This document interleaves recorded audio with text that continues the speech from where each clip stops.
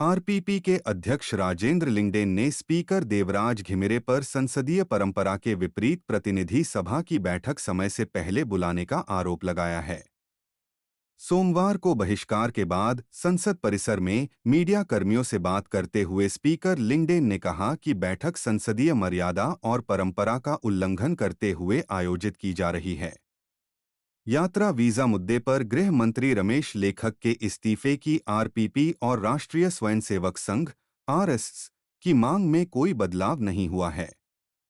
हालांकि मुख्य विपक्षी दल माओवादी, जो यही मांग कर रहा है, ने सत्तारूढ़ पार्टी से सहमति जताते हुए बैठक में हिस्सा लिया है। आरपीपी ने लगातार दूसरे दिन प्रतिनिधि सभा की बैठक का बहिष्कार किया है।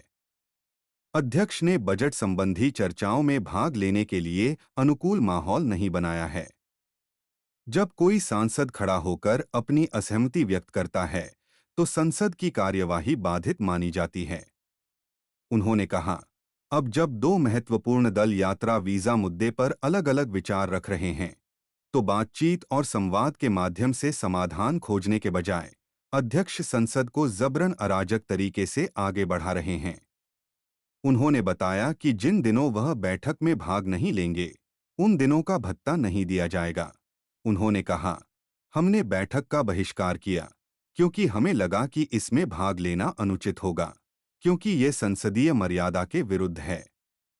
हमने इस मामले के बारे में अध्यक्ष को भी सूचित कर दिया है।